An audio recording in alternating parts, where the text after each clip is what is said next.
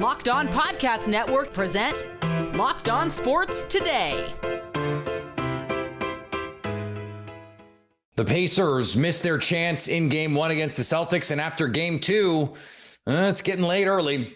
Also, the Cavaliers fired their head coach, but this was not a scapegoating, and there's a simple reason why the Suns and Lakers should not have gotten multiple players on the All-NBA team. I'm Peter Bukowski, starting your day with the can't-miss stories and biggest debates in sports. You're Locked On Sports Today. Searching all major sports. Found. Let's start with the biggest story. You just kind of had that feeling after Game 1, the Indiana Pacers missed their best chance. Now in Game 2, a little injury to the insult. A 126-110 loss to the Boston Celtics. They're now down 0-2, and Tyrese Haliburton leaves the game with an injury significant enough that he's reportedly limping to the team bus after the game. It might get late early in this Eastern Conference Finals. Tony East from Locked On Pacers in Boston joins me now. And Tony, this is just a really tough one, especially with the way that this Indiana team battled and fought in Game 1. Yeah, about time there was an injury in the Eastern Conference playoffs, right? But you know, truly as this has gone in the East, and for Tyrese, you know, you could see in the first half at times after battling for a rebound with Jaylen Brown, he was holding his chest, like leaning over on some inbounds plays, and then came out for the second half. And I was trying to watch him a lot at halftime. He got some treatment and then came out and was on the floor, like warming up kind of normally, but kept getting like annoyed or frustrated at something. I had no idea what it was, but it looked pretty normal, just emotion, warm up, and then 3:44 to go in the third quarter, he leaves the game. And not too long before that, you know, this game was a blowout. People won't remember. It was a 2-point game in the middle of the third quarter. It wasn't like the Pacers were getting smoked, and they did get smoked once Haliburton left. They didn't even go back to their normal rotation in the fourth quarter. And there were a lot of bad stretches for them this game. I don't think they would have won even if he did close the game, given how they were playing and how strong the Celtics defense was. But certainly a cloud over this game for the Pacers. Same hamstring he hurt during the season, and really tough for this conference final series to see where it goes next. So with the understanding that they were already heavy underdogs in this series, and winning without Tyrese Haliburton is going to be not even Hercules, I think, has the power to quantify how big a task it would be. But who picks up the slack? What will be the plan if Tyrese Haliburton is limited or can't go? Yeah, the Pacers will say a couple things. One, they'll say, well, we were down 2-0 to the Knicks and we won that series, and that's true, they did. And they'll say, well, we got 10 games of experience of this during the regular season when they didn't have Haliburton for the stretch when he had the same hamstring get hurt then, and then had to play with him limited, like you just mentioned. When he came back, it was only playing 20 minutes a game. So any path forward, if he's fully functional, halfway functional, not at all, they've done it before. That doesn't mean it will go well, but that means they're ready for whatever the solution could be, whether that's, you know, more TJ McConnell. They didn't start him at first when Haliburton was hurt, but he became a starter, and he, as many have known, is peaking at age 32 somehow and has been very good. And that includes the postseason. You know, when him and Siakam are together, the Pacers have a functional offense pretty much regardless of who the other three players are. So I bet you'll see some extra doses of him. They're going to need to rely on Andrew Nembhard to actually be point guard. They did that in the fourth quarter and third quarter times tonight. They haven't done that as much throughout the season. But the true answer is, you know, we can talk about positionally who will play the one. They'll have to rely a lot more on Pascal Siakam, right? They'll need a star to be a star to have any chance. And he was in this game. He was tremendous when he actually was on the floor. And when the Pacers were getting stomped in the second quarter, he had a magnificent solo run to keep him in it.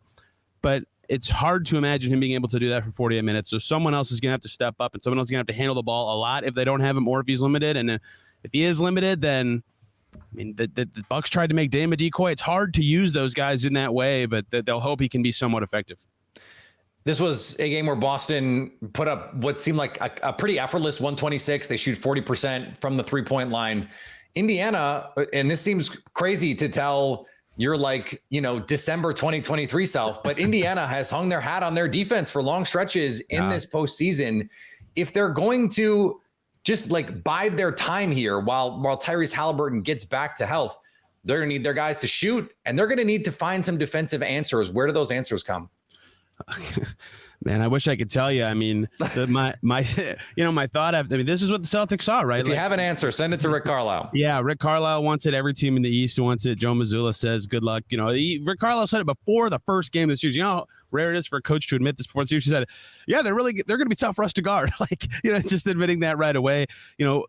Halliburton's had to start in the series, and who knows what his status is, but he has to guard someone that's already a challenge for them. There's always a weak point, just given who the Pacers personnel is on the floor, and the Celtics have done very well picking at that in some way. Tatum with 36 in game one. He was not as good tonight, but doesn't matter. Jaylen Brown, who maybe thought he was snubbed, maybe just had his matchup was sensational with 40, and Derek White hit half of his threes, and Drew Holiday hit 75% of his threes. They just have so many stars that they're really hard to guard. A lot of their losses are they just to have a variance game from three and lose, or the other team has a variance game and wins. And the Pacers, like you said, it can get to, at their best, an average-ish defense. It's not enough to really stop the Celtics. They're going to need to be better than that somehow. I don't think with their personnel they can really do it, but they have to be about average and just crush it in transition and shoot well the rest of the series, because it's hard to beat Boston for a reason. They won 64 games for a reason. I've seen the Pacers defend better in this postseason. They did well against the Bucks at times. They did very well against the Knicks. They have yet to have a game in this series or even a really long sustained stretch where I thought, yes, that is a defensive thing they can hang their hat on. It might just be pray the Celtics miss, because it's going to be tough to guard them. Stay up to date on the Indiana Pacers all year by subscribing to Locked On Sports Today and Locked On Pacers on your favorite podcast app and on YouTube. Thanks for making Locked On Sports Today your first listen. Coming up, the Cavaliers decided to part ways with their head coach after making the playoffs. Before we get to what possible reason they could have for that, Daniel Jones wants to assure everyone he'll be ready for week one. I don't know if that's supposed to make Giants fans feel better or not. It's winner take all in the NBA and NHL, and FanDuel's giving you a shot to bring home a big win of your own. Right now, new customers get $150 in bonus bets with any winning $5 bet. That's $150 to bet on spreads, money lines, player props, and more. Also, the Mavericks took game one. The Wolves, they're now favored to even the series in game two. FanDuel likes Minnesota by 5 points tonight. They have the over-under set at 207. They hit the over on that in game one. Visit FanDuel.com/lockedon and make every playoff shot count. FanDuel, America's #1 sportsbook. If you're catching this episode of Locked On Sports Today after hearing your favorite Locked On show, make sure to subscribe to Locked On Sports Today on YouTube or wherever you get podcasts so you never miss an episode. Daniel Jones has no doubt that he will be ready to play for the New York Giants when the season kicks off. Our trainers and coaches, strength coaches, have built a rehab program that, kind of takes a step every week. You make progress, do a little bit more, kind of a gradual, gradual process. And I think, because it's built that way, I've been able to, feel good about every, next step that we've had. And, so the mental part's been good. The player 30% of bets have been on to be the #1 pick in the NBA draft may surprise you, or maybe it won't. According to FanDuel, almost a third of bets have Bronny James being the #1 overall pick by the Atlanta Hawks. Not really so much for his talent, but because the team that picks him will have a unique advantage in signing his dad. You may have heard of him, LeBron James. James has consensus odds of 200-1 to be taken with the draft's first pick, tied with Purdue's Zach Edey for the longest odds on the board. I mean, I would bet it at 200-1 just because this draft isn't very good. I don't know. That's worth $1. Over on the diamond, the Phillies showed that if they made it to the World Series last year, maybe things would have been different for the Rangers, as Philly got the sweep. The years is what keeps on amazing me about this Philadelphia Phillies team. Time and time again, it's the years. When you go back to all the years that we've covered, 1910, 1913, 1976, 1983, all the things that this Phillies team has been able to do in recent months to start this season off, including matching the hottest streak since 2001 with the Seattle Mariners. The years that keep on flying by here, we have another one for you. The Philadelphia Phillies, over this stretch of games, 29-6 in a 35 game stretch equals their best 35 game stretch since 1892. And the Giants completed another comeback win on the road against the Pirates. could I say, the comeback kids pulled out another come-from-behind win in Pittsburgh as they win the rubber match 7-6 at PNC Park. And they entered that 8th inning trailing by 4 runs, but another 3-run dong from Matt Chapman fueled a 5-run inning and ultimately led to another Giants win and a series win out in Pittsburgh. The Cleveland Cavaliers made their first berth in the Eastern Conference semifinals in 6 seasons. You can do the math and figure out who might have been in Cleveland the last time this happened. But JB Bickerstaff is out as the Cavaliers head coach. Chris Manning from Locked On Cavs joins me now. And Chris, there have been some criticisms of this move pointing to the injuries in the series against the Celtics, Jared Allen, Donovan Mitchell, among others. As this being a scapegoating, how do you see it?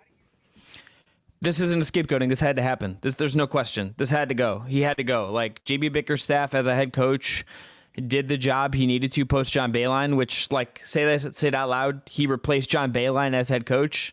Like, okay, he cleaned up that mess. He did a really admirable job. Technically, they did improve year over year over year. But I don't think JB Bickerstaff as a head coach, was particularly a modern offensive fit.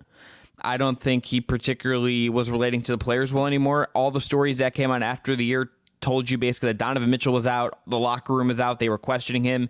And Peter, when that happens in the NBA, in the NFL, in Major League Baseball, in European soccer, it's over. And when that happens, you kind of got to change pace.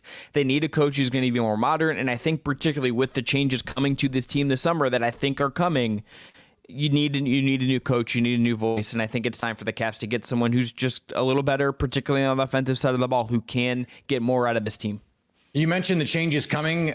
There's been some questions about which guard the Cavs are going to try and build around. What makes the most sense for them? Because there's these rumblings now that Darius Garland doesn't want to be there. Donovan Mitchell is going to be there. Is Donovan Mitchell going to be there beyond this season? Who knows? So does that mean we have to figure out what that's going to look like? Like, how do they hire a coach before they make those decisions? I think it's a good question, but I think there are some coaches, and I think a lot of the coaches you can hire with an idea of they will be able to build something around whomever. Now, would some of them, I think, prefer to say coach Donovan Mitchell versus Darius Garland? Yes. I also think it seems like most people in the league feel like things are going a certain way right now. And that is Donovan Mitchell comes back. Darius Garland is traded for X package. Jared Allen is traded for another package. And your core is Donovan Mitchell and Evan Mobley is your 10 pulls.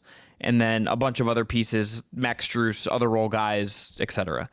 That feels like where it's going. And I think if that is the informed assumption these coaches are getting, that feels like a good bet for these coaches you're going to try to recruit. It would feel like to me from the outside. So do you have a name as we sit here right now that you think would make the most sense and could potentially be available? I have two that I really like. One that Adrian Wojnarowski has mentioned and one that has not been linked to them exactly yet, but one that I like. The one that Woj mentioned is Kenny Atkinson, the former Nets coach. Yep. I think would fill a lot of needs for this Cavs team. Really good offensive guy, runs a great motion offense, is really good at designing offenses. Also really good player development guy. One of the big weaknesses to me of this Cavs organization for years has been player development. Bring that guy in, you overhaul the coaching staff around him as well. I think you can build something beyond just right now. I think you could build something really good with that guy as your head coach. The other guy is Sam Cassell. That guy is cut from the Ty Lue coaching mold of former NBA vet, going to be respected by any player that he's going to come up against, and has also paid his dues as a coach. That guy is going to be a really good head coach wherever he goes. I'd be shocked if he isn't. So that's the other name. There's some other names you could throw out there. James Borrego's out there as well. I think it's actually a pretty good coaching market. Certainly there's some other openings out there, and we'll see how the Lakers job and some other jobs could break. But for me, I look at Atkinson, I look at Cassell, and Borrego would be the third. How does the coach that they might potentially hire impact the way that they would want to build moving forward? Because if you mentioned Jared Allen, if he gets moved, if Darius Garland gets moved, it may impact the way that you go, okay, we'd like to get veteran pieces back for these guys, or we'd like to get draft picks back for these guys. How do you see that playing out? I think it's more about Donovan Mitchell, right? I think if you're going to keep Donovan Mitchell, the trades you're going to pursue for Darius Garland, let's say, are going to not be about picks and young players with upside who aren't on new deals yet, right? It's going to be about trades that are going to give you more pieces now. It's going to be about pieces that can help you win basketball games or now that fit salary-wise in those molds. Those can be hard trades to do in the NBA. It's walking a tightrope of, are we sure this is right? Are we just moving deck chairs around? It can be really tricky.